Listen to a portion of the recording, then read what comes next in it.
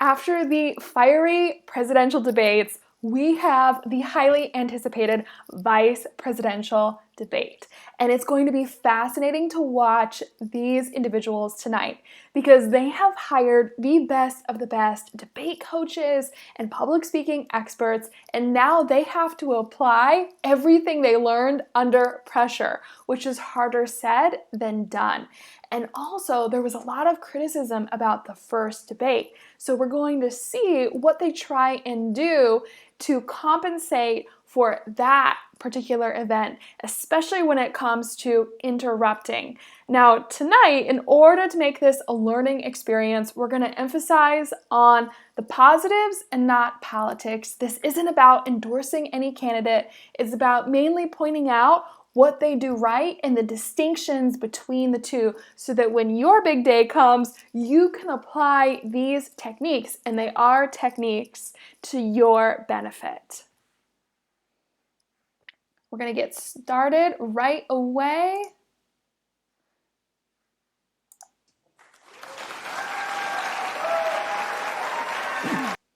Okay. Right away, we have Kamala Harris coming out with a big smile. Let's see what Mike Pence does. Okay, Mike Pence has a more closed smile, and that conveys a little bit more of a serious tone. That is quite characteristic of Mike Pence in general. Kamala is really wanting to boost the comfortable type interaction, and so she's, I think, been coached to really come out with the smile that's much bigger, where you get the crow's feet in the eyes. So that is, quote, a genuine smile. Now he's trying to be respectful. He's trying to make eye contact with her. She hasn't quite caught that yet, so this can come across a little bit awkward when you're wanting to, in front of the cameras, acknowledge the other candidate, and they're at a different pace, so you're not catching them at the right time. Let's see how this goes. All right, both of the candidates are waving. When you show your open palm, whether it's a wave, whether it's open palmed hand gestures that complement your words, this is a non-threatening signal to the primitive brain. It's actually very important for coming across in a way where you want to convey friendship, where you want to say that you're not a threat, and where you want to build rapport with the audience.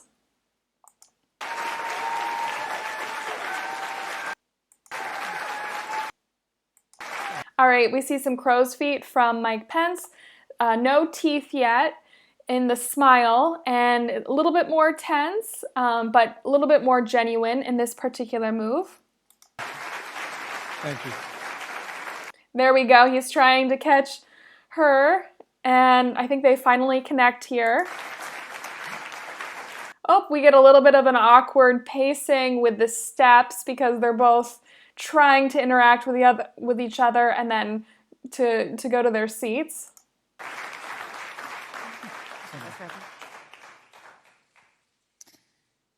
Senator Harris and Vice President Pence, thank you for being here. We're meeting as President Trump and the First Lady continue to undergo treatment in Washington after testing positive for COVID-19. We send our thoughts and prayers to them for their rapid and complete recovery and for the recovery of everyone afflicted by the coronavirus. The two campaigns and the Commission on Presidential Debates have agreed to the ground rules for tonight. I'm here to enforce them on behalf of the millions of Americans who are watching. One note, no one in either campaign or at the Commission or anywhere else has been told in advance what topics I'll raise or what questions I'll ask. Okay. It's interesting because they both have the same body language in this pose. They're sitting in this debate, which is tough because sitting compresses the diaphragm, and if you want to project or get enthusiastic, it takes more effort. So we're going to see what kind of energy level the debate has overall, especially considering the fact that they are both leaning forward and they're mirroring each other, so they both have their hands crossed. That can be a bit of a sign of nervousness when your fingers are interlaced, which is understandable, as opposed to a power pose, which would take the shape of a pyramid made famous by Amy Cuddy, where you have these different power poses. You either take up a lot of space, or you are able to do, you're going to put your hands in a pyramid shape to boost testosterone and decrease the stress hormone cortisol, but they're actually interlacing their fingers, which is more of a sign of nervousness, and they are both leaning forward, which is going to compress the diaphragm even more. I would say for both of them in this particular scenario, they might try and sit straighter and even lean back a bit. 90-minute debate will be divided into 9 segments of about 10 minutes each. I'll begin a segment by posing a question to each of you, sometimes the same question, sometimes a different question on the same topic. You will then have 2 minutes to answer without interruption by me or the other candidate. Then we'll take 6 minutes or so to discuss the issue. At that point, although there will always be more to say, we'll move on to the next topic. We want a debate that is lively, but Americans also deserve a discussion that is civil. These are tumultuous times, but we can and will have a respectful exchange about the big issues facing our nation. Let's begin with the ongoing pandemic that has cost our country so much. Senator Harris, the coronavirus is not under control. Over the past week, Johns Hopkins reports that 39 states have had more COVID cases over the past 7 days than in the week before. 9 states have set new records. Even if a vaccine is released soon, the next administration will face hard choices. What would a Biden administration do in January and February that a Trump administration wouldn't do? Would you impose new lockdowns for businesses and schools and hotspots? A federal mandate to wear masks? You have 2 minutes to respond without interruption. Thank you, Susan. All right, we have a thank you, Susan. People love hearing their name. This is an important technique when you're being interviewed. Incorporate the interviewer's name in your answers. Acknowledge respect, especially if this debate is going to go anywhere close to where the presidential debate went. It might get a little bit heated, and this is a way to establish rapport in the beginning with the interviewer to help along that relationship and to keep things as calm as possible and also in your favor. So she's right away saying the name, saying thank you. Well, the American people have witnessed what is the greatest failure of any. Okay, I think you see in this moment that extra pause when she said, well, the indicates there's nerves and indicates there's a prepared answer, and because the nerves are there, and she's in a fight or flight state, as is anyone who is public speaking, they are having a little bit slower time remembering that first scripted line they wanted to come out with. And it's important to start right away with whatever the answer is and to have that first moment in the debate with a fluid response, with a fluid beginning of a sentence, because otherwise that judgment that you start off with in the beginning when the audience makes their impression is a little bit harder to break later on. And so this is a crucial opening moment. A presidential administration in the history of our country.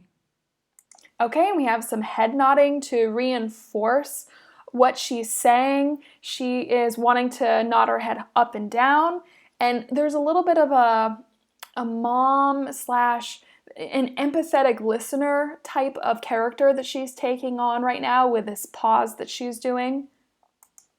And here are the facts.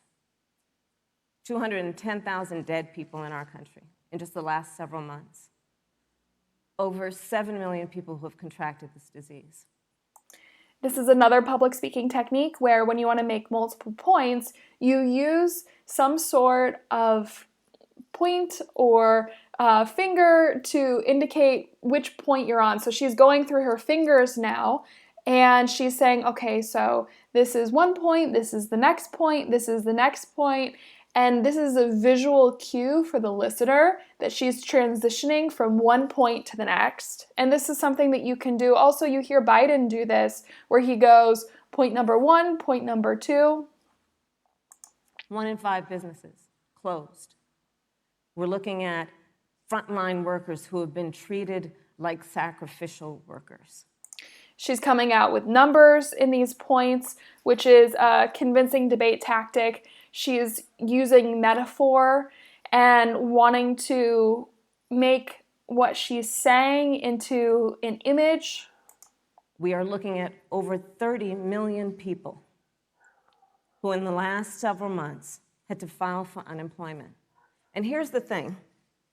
On January 28th, the vice president and the Now, it's a little bit difficult because they're short on time. However, I said this before with the presidential debate, if they were to cite sources along with the numbers they state, in some ways, in contentious settings like this, it would help their case because everyone can just say, oh, well, those numbers aren't true. And that's the common line we keep hearing. And I would say that to have those sources at the tip of the tongue, as well as numbers, especially in today's age where anyone can make up any number, is key. president were informed about the nature of this pandemic. They were informed that it's lethal in consequence, that it is airborne, that it will affect young people, and that it would be contracted because it is airborne. And they knew what was happening, and they didn't tell you. Can you imagine if you knew on January 28th, as opposed to March 13th, what they knew, what you might have done to prepare? They knew, and they covered it up. The president said it was a hoax. So she's using open palms as she gestures. The more that you're able to flash those open palms in a slow and methodical way, the message to the audience continues to be, this is non-threatening, this is a friendly type of gesture. And Vanessa Van Edwards and her team from the Science of People looked at TED Talks, and they found that the speakers who flashed their palms the most were the talks that went viral. They minimized the seriousness of it. The president said, you're on one side of his ledger if you wear a mask, you're on the other side of his ledger if you don't. And in spite of all of that, today they still don't have a plan. They still don't have a plan. Well, Joe Biden does. And our plan is about what we need to do around a national strategy for contact tracing, for testing, for administration. And this is another form of using her hands as a reference of the different points she's making. So first, she was using both hands and catching each finger to correlate with a point, and now she's using this one hand and doing a 1, 2, and 3. Of the vaccine and making sure that it will be free for all. That is the plan that Joe Biden has and that I have, knowing that we have to get a hold of what has been going on, and we need to save our country. And Joe Biden is the best leader to do that. And frankly, this administration has forfeited their right to re-election based on this. Okay, and Obama and Kamala have a similar style in terms of some of the intonation and some of the pauses. So you'll see here there's an emphasis in certain parts of certain words that gets drawn out. Thank you, Senator Harris. Vice President Pence, more than 210,000 Americans have died of COVID-19 since February. The U.S. death toll as a percentage of our population is higher than that of almost every other wealthy nation on earth. For instance, our death rate is 2.5 times that of Canada next door. You head the administration's coronavirus task force. Why is the U.S. death toll as a percentage of our population higher than that of almost every other wealthy country? And you have 2 minutes to respond without interruption. Susan, thank you. And We have another name and thank you. I want to thank the Commission and the University of Utah for hosting this event. And Senator Harris, it's a privilege to be on the stage with you. It's always good form to reemphasize the thank you to various people. And it was nice how he looked over and he directly acknowledged Kamala and said, "Okay, thank you, it's a privilege." And our nation has gone through a very challenging time this year.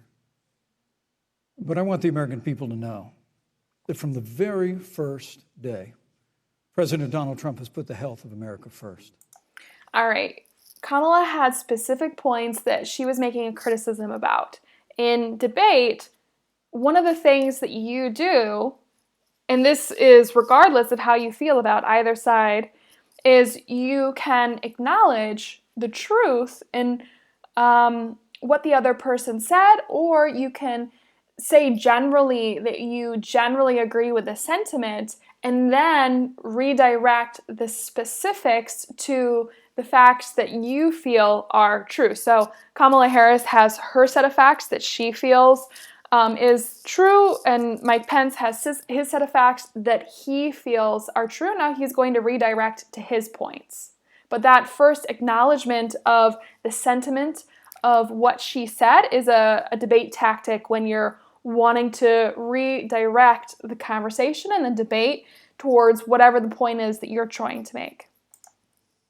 Before, there were more than 5 cases in the United States, all people who had returned from China. President Donald Trump did what no other American president had ever done, and that was he suspended all travel from China, the second largest economy in the world. Okay, Mike Pence is going in with the numbers right away, and he did have a bit of a smoother introduction in his first few sentences in this answer. So you can tell that that first moment when you first open your mouth, he rehearsed, and it's almost like when you're practicing the start of a race.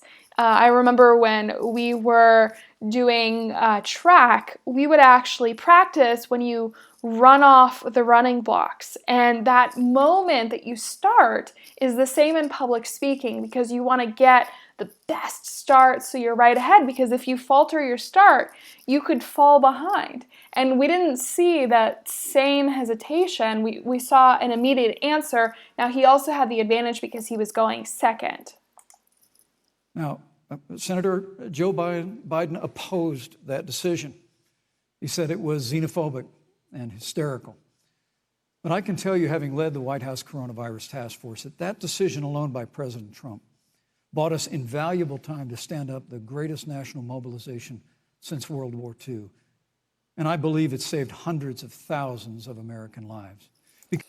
Now, Mike Pence is also using pauses. He's also using a drawn-out cadence in certain parts of his words. This emphasizes what he's saying. And just like Kamala, when they both do this, when they both take their time, it conveys a sense of command of the words. And for both of them, they have a leadership quality that they're exhibiting because they're able to take the questions in a controlled and confident way. And that's what that type of an answer will convey, is this confidence and this ability to lead and to command, and they both did it. The key is that it is practice when you're under pressure, because if you remember, when Romney debated way back in the day, he was actually moving his body language very quick, and you can see how some of the answers were very quick in his response. That fast answer is working against the individual because they are showing that they are not in control. So taking your time, slowing it down must be practiced, and this is why practicing under pressure is crucial when you have a big debate coming up or a big presentation. Because with that time, we were able to reinvent testing. More than 115 million tests have been done to date. We were able to see to the delivery of billions of supplies so our doctors and nurses had the resources support they needed. And we began, really, before the month of February was out, to develop a vaccine and to develop medicines and therapeutics that have been saving lives all along the way. And under President Trump's leadership, Operation Warp Speed, we believe we'll have literally tens of millions of doses of a vaccine before the end of this year. The reality is, when you look at the Biden plan, it reads an awful lot like what President Trump and I and our task force have been doing every step of the way. I mean, quite frankly, when I look at their plan that talks about advancing testing, creating new PPE, developing a vaccine. It looks a little bit like plagiarism, which is something Joe Biden knows a little bit about. And I think the American people know that. Okay, in debate, you say things like, looks like plagiarism, just like she made her comparison and metaphor, because the more comparison and metaphors, similes, analogies that you use, the easier it is for the audience to listen. When you have a listener, they are thinking at the rate of a fighter jet, and even the fastest person could speak only at the speed of something like Usain Bolt, who, can only, even as the fastest runner in the world, he can only run so fast. And so you can only speak at a certain pace, but the listener is thinking at a much more higher rate. And therefore, using these little analogies and comparisons makes it easy for the listener to really get what the person is saying and to remember what the person is saying. This is a president who has put the health of America first, and the American people, I believe with my heart, can be proud of the sacrifices they have made. It's saved countless American lives. Okay, and we're seeing how the feeling of the moderator is trying to signal that, okay, it's time, and then Mike Pence keeps talking, and we're walking a fine line because there was such criticism at the last debate about interruptions and the interaction with the moderator, the interaction with the other candidate, that the audience is sensitized to any sort of interrupting. And at the same time, it is a debate, and you don't want to show weakness. And so I think both candidates now are going to walk a bit of a fine line in how they might interrupt. Senator Harris, would you like to respond? Absolutely. Whatever the vice president is claiming the administration has done, clearly it hasn't worked. When you're looking at over 210,000 dead bodies in our country, American lives that have been lost, families that are grieving that loss. And the vice president is the head of the task force and knew on January 28th how serious this was. And then thanks to Bob Woodward, we learned that they knew about it. And then when that was exposed, the vice president said, when asked, well, why didn't y'all tell anybody? He said, because the president wanted people to remain calm.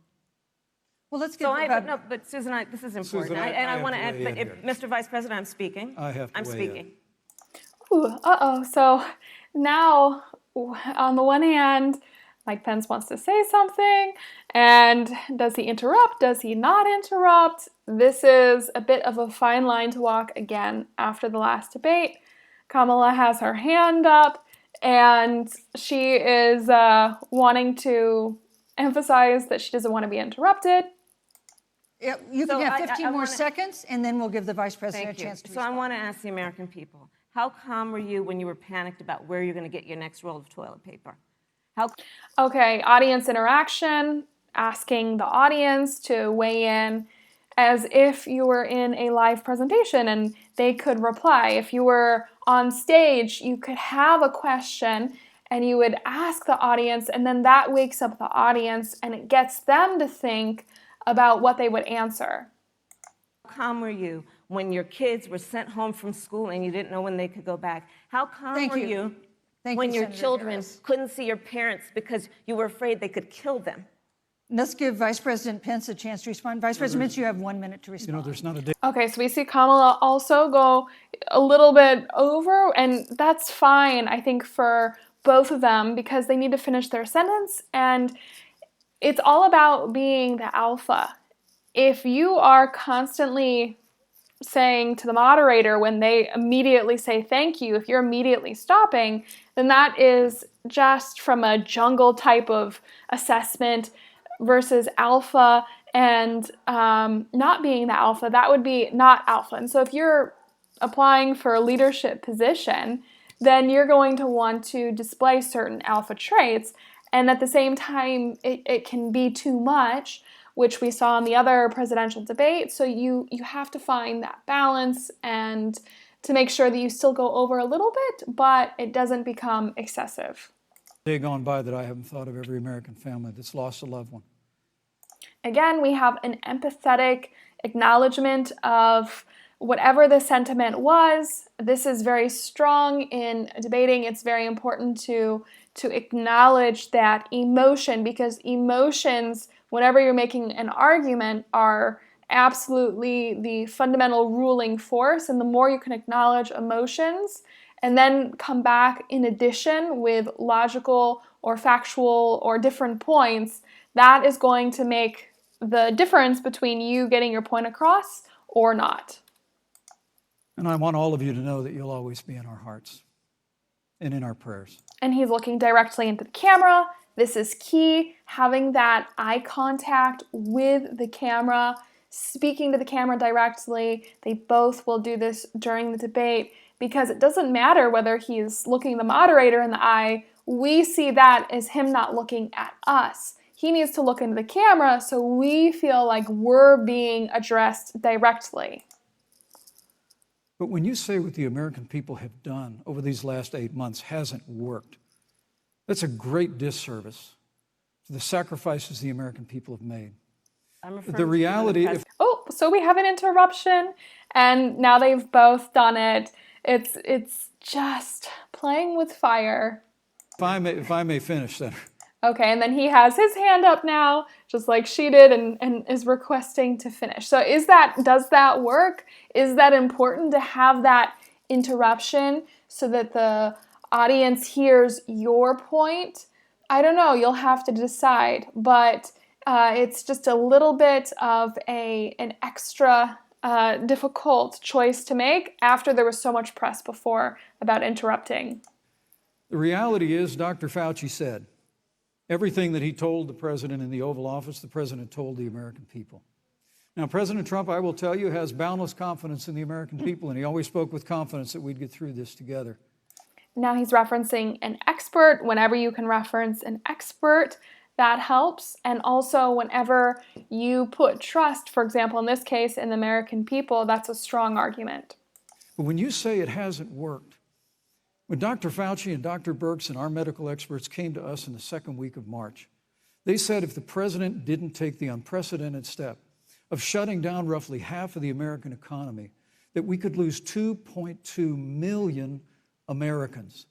Now, that's the reality. Thank you. They also Thank you, said Vice to us, President if we Pence. did everything right, Susan, we could still lose more than 200,000 Americans. Vice President Now, one Pence. life lost is too many, Susan. But the American people, I believe, deserve credit for the sacrifices that they have made, putting the health of their family and their neighbors first. Okay, the raised eyebrows from Kamala are a nonverbal signal that she disagrees with whatever it is that he's saying. Politicians do this all the time. They laugh, they shake their head. Biden was doing this in the last debate. She has her eyebrows raised with the squinted eyes, demonstrating that she isn't agreeing with what's being said. This visually is important to do to some extent in debates, to have, the shaking of the head or something when the other person is talking. It can be a little bit too much if you're laughing too much, but there's nonverbal cues that the audience will pick up consciously or subconsciously, and if you want to make a point, having that kind of nonverbal cue that you can communicate with is a form of disagreeing without interrupting, and I think it's probably the best alternative for both of them to use in this debate instead of actively interrupting. Our doctors, our nurses, our first responders. Thank you, Vice President Pence. And I'm going to speak up on behalf of what the American people have done. Vice President Pence, you were in the front row in a Rose Garden event 11 days ago at what seems to have been a super spreader event for senior administration and congressional officials. No social distancing, few masks, and now a cluster of coronavirus cases among those who were there. How can you expect Americans to follow the administration's safety guidelines to protect themselves from COVID when you at the White House have not been doing so? Well, the American people have demonstrated over the last 8 months that when given the facts, they're willing to put the health of their families and their neighbors and people they don't even know first. President Trump and I have great confidence in the American people and their ability to take that information and put it into practice. In the height of the epidemic, when we were losing a heartbreaking number of 2,500 Americans a day, we surged resources to New Jersey and New York and New Orleans and Detroit. We told the American people what needed to be done, and the American people made the sacrifices. When the outbreak in the Sun Belt happened this summer, again, Americans stepped forward. But the reality is the work of the President of the United States goes on. A vacancy on the Supreme Court of the United States has come upon us, and the President introduced Judge Amy Coney Barrett. Thank you, Vice President. At that, if I may say, that Rose Garden event, there's been a great deal of speculation about it. My wife Karen and I were there and honored to be there. Many of the people who were at that event, Susan, actually were tested for coronavirus, and it was an outdoor event, which all of our scientists regularly and routinely advise. The difference here is... Okay, so this technique works when you are wanting to continue on when the moderator says it's time. This was a good transition. He said, if I may say, and then he brings in something about the family, and that always is a good thing because it comes across as warm, and you can see how she's allowing him to continue, and sometimes you need to buy time in debates when you are wanting to make your point and to go over. And so you can see how this was a successful way of doing it in this instance. President Trump and I trust the American people to make choices in the best interest of their health. Joe Biden and Kamala Harris consistently talk about mandates, and not just mandates with the coronavirus, but a government takeover of health care, Thank you, the Green New Deal, all government control. We're about freedom and respecting the freedom of the American people. Let's talk about respecting the American people. You respect the American people when you tell them the truth. You respect the American people when you have the courage to be a leader speaking of those things that you may not want people to hear, but they need to hear so they can protect themselves. But this administration stood on information that if you had as a parent, if you had as a worker knowing you didn't have enough money saved up, and now you're standing in a food line because of the ineptitude of an administration that was unwilling to speak the truth to the American people. So let's talk about caring about the American people. The American people have had to sacrifice far too much because of the incompetence of this administration. It is asking too much of the people. Susan, we talked about it is asking too much of the people. That they would not be equipped with the information they need to help themselves to protect their parents and their children. Kamala Harris, So they both have a strong interaction, and it's the beginning of the debate. They're fresh, and the emotions and the adrenaline is still at a certain point where they're fueled by it, because as time goes by, that adrenaline wears on the body, and that's when patience wears thin. That's when times get a little bit more heated. So steady does it, wins the race, and we have to kind of watch how they're quite fresh. They're both on point now. And then now let's skip ahead to a little bit later in the debate and see how things go. Headaches. And this is about a pattern of Donald Trump's, where he has referred to our men who are serving in our military as suckers and losers. Donald Trump, who went to Arlington Cemetery and stood above the graves of our fallen heroes and said, what's in it for them? Because, of course, he only thinks about what's in it for him. Let's take what he said about John McCain, a great American hero. And Donald Trump says he doesn't deserve to be called a hero because he was a prisoner of war. And this is very important when you want to talk about who is the current commander-in-chief and what. All right, she has the politician's point right there with the hand and the thumb coming up. And she, instead of pointing, which is a much more aggressive nonverbal signal, politicians always use the thumb and the forefinger so that they can point without actually pointing, so they emphasize the word, without a point. Let's skip ahead a bit. There we are, politician's point. Armed forces, and any suggestion otherwise is ridiculous.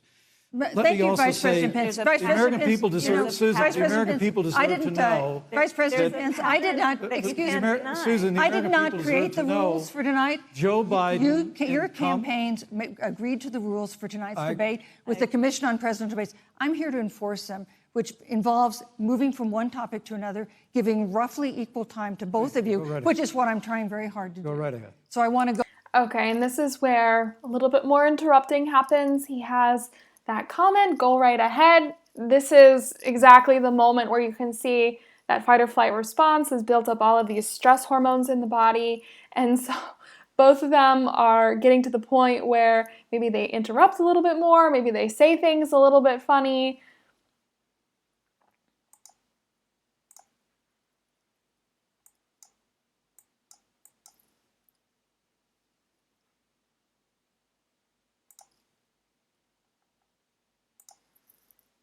So should he concede the election? So let me just say, I think we're going to win this election. President Trump and I are fighting every day in courthouses to prevent Joe Biden and Kamala Harris from changing the rules and creating this universal mail-in voting that will create a massive opportunity for voter fraud. And we have a free and fair election. We know we're going to have confidence in it.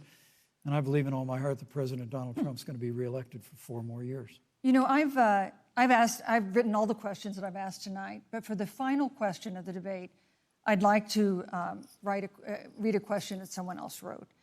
The Utah Debate Commission asked students in the state to write essays about what they would like to ask you. And I want to close tonight's debate with the question posed by Brecklin Brown. She's an 8th grader at Springville Junior High in Springville, Utah. And here's what she wrote, quote, "When I watch the news, all I see is arguing between Democrats and Republicans. When I watch the news, all I see is citizen fighting against citizen. When I watch the news, all I see are 2 candidates from opposing parties trying to tear each other down. If our leaders can't get along, how are the citizens supposed to get along?" And then she added, "Your examples could make all the difference to bring us together," end quote. So to each of you in turn, I'd like you to take 1 minute and respond to Brecklin. Vice President Pence, you have 1 minute. Brecklin, it's a wonderful question. And let me just commend you for taking an interest in public life. I started following the news when I was very young. And in America, we believe in a free and open exchange of debate. And we celebrate that. And it's how we've created literally the freest and most prosperous nation in the history of the world. I would tell you that don't assume that what you're seeing on your local news networks is synonymous with the American people. You know, I look at the relationship between Justice Ruth Bader Ginsburg, the late justice who we just lost from the Supreme Court, and the late Justice Antonin Scalia. They were on polar opposites on the Supreme Court of the United States, one very liberal, one very conservative. But what's been learned since her passing was the 2 of them and their families were the very closest of friends.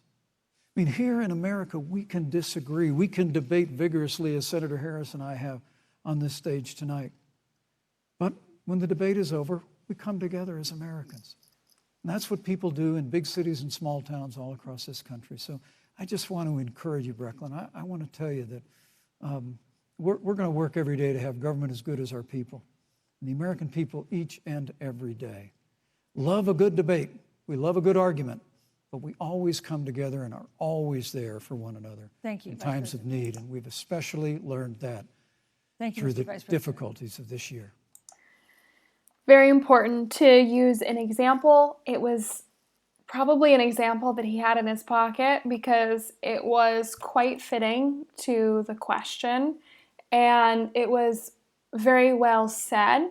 I think that both of these candidates have rehearsed sound bites over and over and over so that no matter what question or what topic comes up, there's enough script on some level in their mind that even though it might seem spontaneous And this is really what you're supposed to do when you practice public speaking, is you practice whatever script it is, and then when you get out there, you don't try and remember every word of the script, but you do your best to remember most of it while coming across as authentic and intertwining a few little non-scripted things, because then it's not as if you're memorizing everything you're saying. So this was a great use of an example. And also there was that acknowledgement of the emotion at the beginning of the question. Senator Harris, what would you say to Brecklin? First of all, I love hearing from our young leaders. And when I hear her words, when I hear your words, Brecklin, I know our future is bright, because it is that perspective on who we are and who we should be that is a sign of leadership and is something we should all aspire to be. And that's a very nice thing to say. You're emphasizing how the author of the question is a leader and giving a compliment about how bright the future is going to be. That's another way of building that sort of relationship with the listener and really acknowledging the particulars of the situation, the person, so that both of them acknowledged the author of the question, which was good. And that, that brings me to Joe. Joe Biden, one of the reasons that Joe decided to run for president is after Charlottesville, which we talked about earlier. It so troubled him and upset him, like it did all of us, that there was that kind of hate and division. What propelled Joe to run for president was to see that over the course of the last 4 years, what Brecklin described has been happening. Joe has a long-standing reputation of working across the aisle and working in a bipartisan way. And that's what he's going to do as president. Joe Biden has a history of lifting people up and fighting for their dignity. You have to know Joe's story to know that Joe has known pain, he has known suffering, and he has known love. And so, Brecklin, when you think about the future, I do believe the future is bright. And it will be because of your leadership, and it will be because we fight for each person's voice through their vote, and we get engaged in this election because you have the ability through your work and through eventually your vote Thank you, to Senator determine Harris. the future of our country and what its leadership looks like. Thank you. Okay, so she gave an example as well, and she was referring to Joe Biden as Joe. This is a first name type of discussion, which brings it to the listener to be more familiar. And so she also had her answer acknowledging the questioner, and then also going into an example, a comparison, and ultimately directing the conversation. So this is the last question of the debate. They both are still crisp and doing well, and they've both, I think, maintained a good composure. Senator Harris. Thank you, Vice President Pence. Thank you so much for being with us tonight. We want to thank also the University of Utah for its hospitality. We'll and watch most of the all, our thanks to body language at the very end, because it's always entertaining to see how the individuals exit. COVID-19. The second presidential debate is next week on October 15th, a town hall style debate in Miami. We hope you'll join us then. Good evening. Okay, great. They're both clapping. They're standing up. He looks over to acknowledge her, to be polite. She's looking somewhere else. The families are greeting them.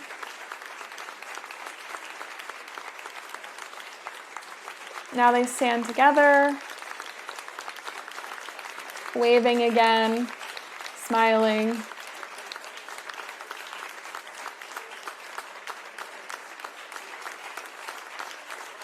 So they've had a long debate. They've really been through a tough, grueling process, but you want to clap, you want to finish strong. Now they're saying their goodbyes